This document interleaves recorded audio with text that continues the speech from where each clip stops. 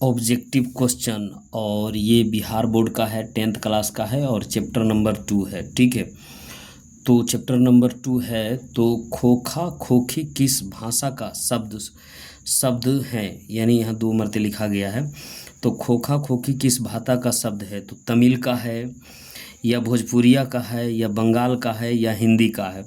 तो इस तरीके का क्वेश्चन रहेगा कि खोखा खोखी किस भाषा का शब्द है, तो क्या दीजिएगा, 4 ऑप्शन रहेगा, तमिल का है, भोजपुरिया का है, बंगाल का है या हिंदी का। तो किस भाषा का है, ये बंगाल भाषा का है। बांग्ला भाषा का कौन सा है, खोखा खोखी शब्द किस भाषा से, बांग्ला भाषा का। तो बांग्ला भाषा में यहाँ टिक मारिएगा। ठीक है, क्वेश्चन नंबर 2। क्वेश्चन नंबर 2 में कह रहा है नीलियन बिलोचन शर्मा का माता जी का क्या नाम था, यानी जो लेखक था नीलियन बिलोचन शर्मा का माता जी का क्या नाम था। पद्मावती शर्मा या कलावती शर्मा या रत्नावती शर्मा या इंद्रवती शर्मा। तो इसमें क्या था, तो ये नीलोचन बिलोचन शर्मा का माता जी का नाम क्या था, ऑप्शन नंबर सी होगा। कौन सा होगा, तो नीलोचन बिलोचन शर्मा जी का माता का नाम था जो रत्नावती शर्मा, रत्नावती शर्मा। तो यहाँ ध्यान दीजिएगा कि ये कि नीलोचन बिलोचन शर्मा जी का माता का क्या नाम था, रत्नावती शर्मा, है ना। 20 के दांत के शीर्षक कहानी के कहानीकारक कौन है, मोहन राकेश या कमलेश्वर या प्रेमचंद्र या नीलियन बिलोचन शर्मा। तो कौन है, इस कहानी का लेखन कौन है, नीलियन बिलोचन शर्मा। तो ये हो जाएगा डी नंबर। तो इन कहानी का लेखक कौन है, नीलियन बिलोचन शर्मा। ठीक है, खोखा का क्या नाम था, खोखा का क्या नाम था, खोखा का नाम था कासू या केसू या केसू या केसू। ये 4 शब्द है और चारों शब्द में आपको कन्फ्यूजन में डालेगा। खोखा का क्या नाम था, कासू या केसू, और केसू या केसू। तो ये क्या हो जाएगा, आंसर हो जाएगा सी। आंसर क्या हो जाएगा, सी। उसके बाद 5वां नंबर, क्वेश्चन नंबर 5।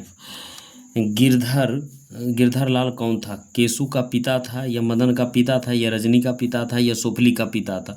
तो केसू क्या था, केसू का तो पिता कोई और था। तो मदन का पिता का नाम क्या था, मदन का पिता का नाम था गिरधर लाल। तो क्या था, ये गिरधर लाल। आंसर कौन हो जाएगा, बी। ठीक है, ऐसे ही लड़के आगे चलकर गुंडे चोर डाकू बनते हैं, इस पंक्ति में कहानी के किस पात्र ने कही। तो ऐसे ही लड़के आगे चलकर क्या बनते हैं, ऐसे ही लड़के आगे चलकर गुंडे चोर डाकू बनते हैं, इस पंक्ति में कहानी की किस पात्रा ने कही है, सेन साहब की पत्नी ने या गिरधर ने या सेन साहब या सोफर। तो आंसर में क्या हो जाएगा, सेन साहब ने इस बात को कहा था। किसको कहा था, सेन साहब को। आंसर क्या हो जाएगा, सी। मदन ने केसू को कितने दांत तोड़ डाले, यानी मदन ने केसू को कितने दांत तोड़ डाले, 3 तोड़े, 1 तोड़े, 2 तोड़े, 4 तोड़े। तो आंसर कौन सा हो जाएगा, तो मदन ने कितने दांत तोड़े थे, मदन ने केसू को दांत तोड़े थे, 2 दांत तोड़े थे। ठीक है, इस कहानी में जब हम पढ़ेंगे तो मदन ने कितने के दांत तोड़े थे, तो 2 दांत। आंसर कौन हो जाएगा, सी। आंसर सी हो जाएगा, 2 दांत तोड़े थे। ठीक है, नीलियन बिलोचन शर्मा की कहानियों में किसके तत्व समग्रता से उभर कर आया है, राजनीतिकता का या मनोविज्ञान का या सामाजिकता का या इनमें से सभी। तो इस कहानी में क्या आया है, तो आंसर कौन हो जाएगा, बी। मनोविज्ञानता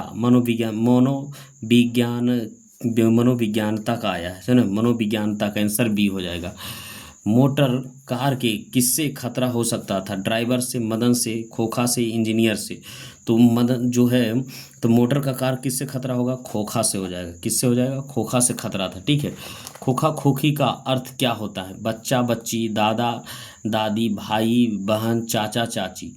तो इसमें खोखा खोखी का अच्छा आंसर हो जाएगा ए नंबर में। क्या हो जाएगा, ए नंबर में हो जाएगा बच्चा और बच्ची। ठीक है, उसके बाद 10 नंबर क्वेश्चन है, 20 के दांत कौन, कैसी कहानी, सामाजिक, ऐतिहासिक, धार्मिक, मनोवैज्ञानिक। तो कैसी कहानी है, मनोवैज्ञानिक कहानी है। 20 का दांत कैसा कहानी है, मनोवैज्ञानिक कहानी है। सेन साहब अपने पुत्रों को क्या बनाना चाहता था, बिजनेसमैन या इंजीनियर, वकील या प्रोफेसर या डॉक्टर। तो सेन साहब क्या बनाना चाहता था अपने बेटे, बिजनेसमैन या तो इंजीनियर बनाना चाहता था सेन साहब कहानी में। ठीक है, तो मदन अक्सर किससे हाथों पीटता था, माता से, सेन साहब से, खोखा से या पिता से? तो ये किससे पिटता था? हमेशा अपने पिताजी से पिटता था। मदन जो अक्सर पिटता था, किससे पिटता था?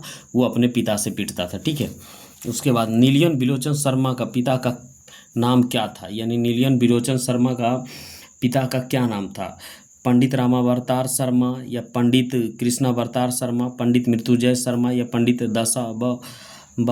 दसमा अवतार शर्मा? तो इसमें क्या हो जाएगा? जो नीलियन बिलोचन शर्मा का पिताजी का नाम था ये जो पंडित रामावतार शर्मा। तो आंसर कौन हो जाएगा? ये इस तरीके से मारना है। सेन साहब ने किसे खूब फटकार लगाई? गिरधर लाल को, खोखा को, मदन को, सोफली को। तो किसको लगाया था? गिरधर लाल को खूब फटकार लगाया था। आंसर कौन हो जाएगा? ए नंबर। ठीक है। 20 के दांत कहानी किस वर्ग के अंतर विरोधी का उजागर करती है? निम्न वर्गों का, उच्च वर्गों का, मध्यम वर्ग को, व्यापारी वर्ग को। तो किसका उजागर करता है? तो उच्च वर्ग को ये कहानी करता है। आंसर कौन हो जाएगा? B. Question number 16, Keshu Madan के साथ किस खेल में शरीक होना चाहता था?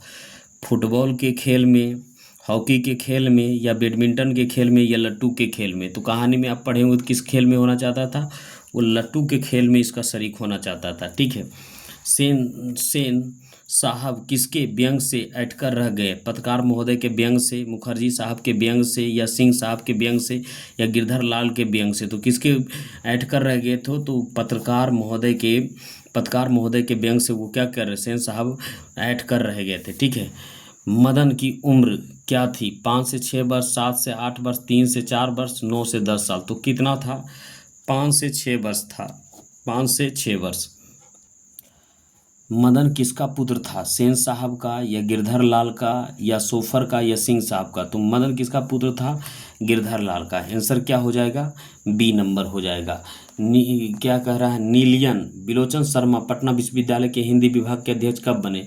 सन 1958 ईस्वी में, सन 1957 ईस्वी में या सन 1963 ईस्वी या सन 1959 में? तो कब बने थे पटना का प्रोफेसर?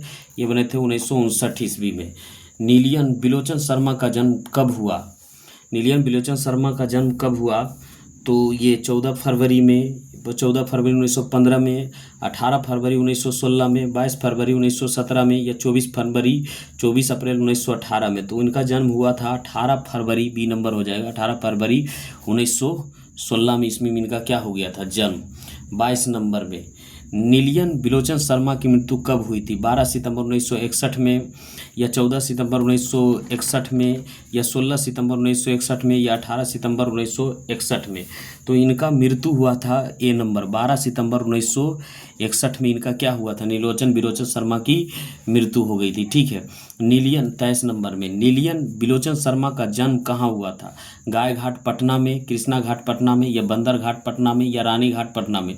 तो इनका जो जन्म हुआ था नीलोचन बिलोचन शर्मा के बंदर घाट पटना में। ऑप्शन क्या हो जाएगा? आंसर हो जाएगा सी। ठीक है।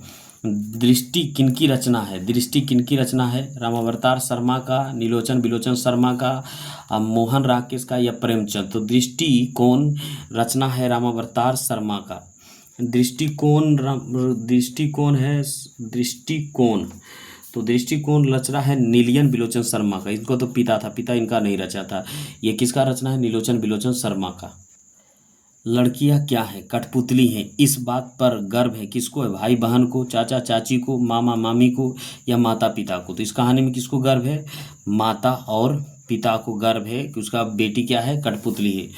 कौवे की जामत में शामिल होने के लिए कौन सा ललक गया? कबूतर, हंस या बत्तख या मछली? तो कौन सा हंस ललक गया था?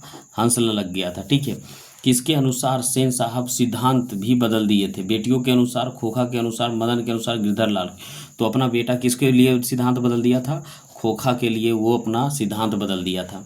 सेन साहब की कितनी लड़कियां थी? 3, 6, 5, 4? तो कितनी लड़कियां थी? उनकी 5 लड़कियां थी। उनकी 5 लड़कियां थी। सेन साहब की कितनी लड़कियां थी? 5 लड़कियां थी। उसके बाद यहाँ सोफर शब्द का अर्थ है सभ्यता, संबंध, निर्ममता या ड्राइवर? सोफर शब्द का अर्थ क्या है? ये ड्राइवर है। तो यहाँ से हमारा ये समाप्त हो गया।